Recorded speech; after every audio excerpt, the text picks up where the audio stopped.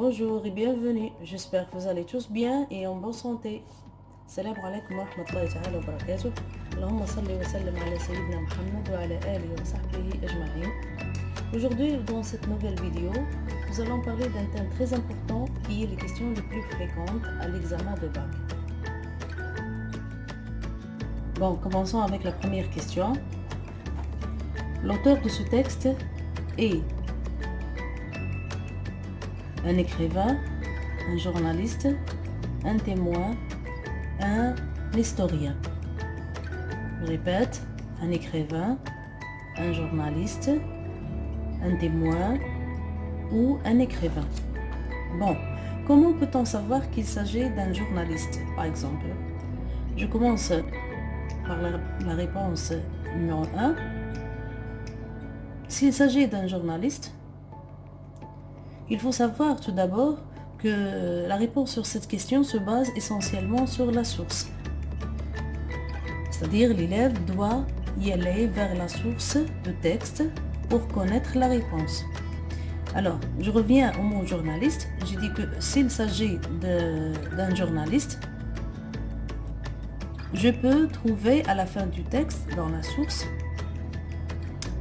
le nom d'un journal ou bien d'un magazine, plus la date, qui est composée du jour, du mois et de l'année, plus le numéro du journal.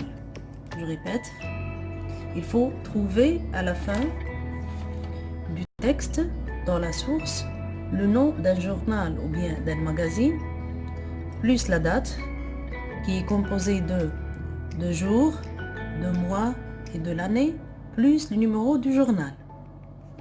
Un exemple, le nom du journal, le matin, paru le 6 avril 2018, numéro 1234 par exemple, bien le Figaro, paru le 31 février 2017, numéro 8367.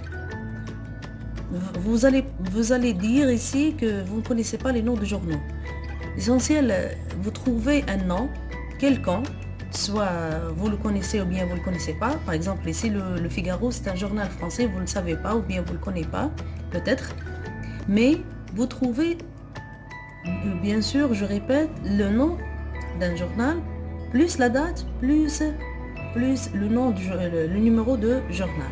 On est alors, bien la réponse alors est un journaliste.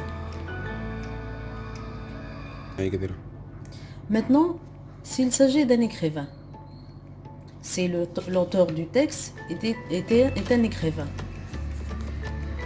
Donc on trouve dans la source le nom d'un livre, plus l'édition. On trouve le ED, c'est-à-dire édition.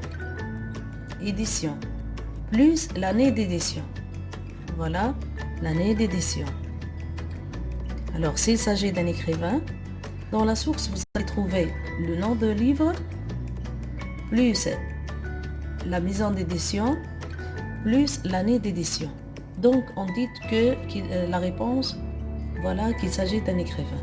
Un exemple, par exemple, le titre d'un livre, ici, le livre est intitulé Le corps de l'enfant de l'imaginaire au réel. Édition, c'est la maison d'édition, Blanc, l'année d'édition 1989. Et ça, ce sont les numéros de page. Il s'agit d'un témoin. Lorsque l'auteur dans le texte utilise le pronom personnel je. Lorsque l'auteur dans le texte utilise le pronom personnel je. L'utilisation de pronom personnel je signifie que l'auteur il est présent, ou bien il était présent, lors des événements, ou bien il a vécu l'événement. Mais faites attention, en cas où l'auteur utilise les guillemets dans le texte, cela veut dire qu'il rapporte les paroles d'un témoin, mais il n'est pas présent dans le texte. Je répète, quand on trouve les guillemets, cela signifie que l'auteur il rapporte les paroles d'un témoin, mais lui, il n'est pas l'auteur de texte, ou bien il n'est pas le témoin. Il n'est pas le témoin. Alors, dernièrement, l'auteur du texte peut être un historien. L'auteur du texte peut être un historien lorsque la source, elle sera composée de le nom du livre et le livre soit un livre d'histoire, plus la maison d'édition, plus l'année d'édition. Par exemple, dans votre manuel scolaire du terminal, vous avez normalement ce livre, Histoire du nationalisme algérien. Voilà, c'est un livre d'histoire, plus la maison d'édition SNED, plus l'année d'édition 1981. Donc, si on trouve une source comme ça, on dit que l'auteur du texte est un historien. Alors, pour plus d'informations, vous pouvez chercher les noms des historiens.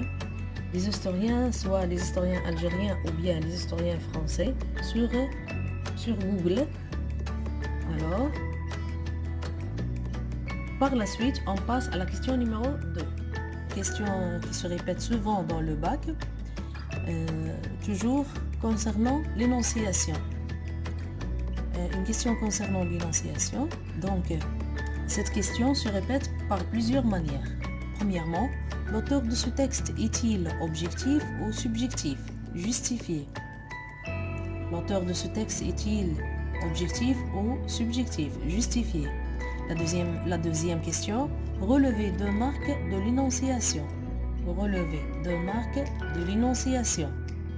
Troisièmement, relever deux marques de l'objectivité. Relever deux marques de l'objectivité. Quatrième question, relever deux modalisateurs. Relever deux modalisateurs. Cinquièmement, l'auteur s'implique-t-il dans son texte? L'auteur s'implique-t-il dans son texte? Sixièmement, l'auteur s'implique-t-il nettement dans le texte? Justifié. L'auteur s'implique-t-il nettement dans le texte? Justifié. Septièmement, relever deux révélateurs d'opinion. Relever deux révélateurs d'opinion. Huitièmement, l'auteur se manifeste-t-il dans le texte? L'auteur se manifeste-t-il dans le texte? Neuvièmement, l'auteur marque-t-il sa présence dans le texte? L'auteur marque-t-il sa présence dans le texte? Dixièmement, relever deux indices de la présence de l'auteur. Relever deux indices de la présence de l'auteur. Onzième question et la dernière, l'auteur se manifeste-t-il explicitement dans le texte? L'auteur se manifeste-t-il explicitement dans le texte? Toutes les questions que vous avez vues tournent autour de l'énonciation et expriment presque tous la même idée. La réponse, normalement, ça sera la suivante. Mais avant de répondre, vous devez savoir que les indices d'énonciation, ou bien les outils, il y en a deux. Il y en a des indices explicites et des indices implicites. Bon, on passe directement vers la réponse. Les indices explicites, c'est-à-dire les indices que l'élève retrouve directement dans le texte, nous avons les indices personnels, les pronoms personnels, les pronoms et les adjectifs possessifs. Par exemple, je, nous, moi, mais, le mien, etc. Les démonstratifs, exemple, ce, cette, cela, etc. Les verbes d'opinion, exemple, penser, croire, juger, affirmer. Les expressions d'opinion, à titre d'exemple, à mon avis, selon moi, d'après moi. Les indices implicites, premièrement, les expressions de certitude et d'incertitude, telles que bien sûr, sans doute, certes, peut-être, il se peut que, probablement. Les adverbes, par exemple, assurément, forcément, affreusement, heureusement, etc. Les temps de verbe, nous avons le conditionnel, le subjonctif, qui sont des temps de doute, qui expriment le doute. Le futur simple, l'impératif. Ici, j'ai pris un exemple, il serait malade. regardez, le verbe, il est conjugué ici au conditionnel. Et quand on trouve un verbe dans le texte conjugué conditionnel, donc on peut dire que l'auteur, il est, bien, on dit directement que l'auteur, il est présent. Dernièrement, bien, l'indice l'avant-dernier, la ponctuation, avec le point d'interrogation, le point d'exclamation et les guillemets. Par exemple, ce grand homme,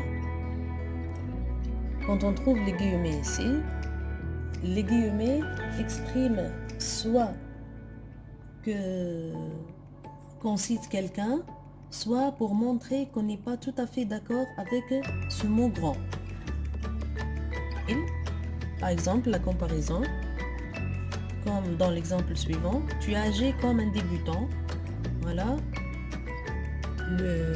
l'outil de comparaison, comme. Quand on trouve dans le texte une comparaison, on dit que l'auteur aussi, il est présent. Merci aujourd'hui pour votre attention et à la prochaine vidéo. Au revoir.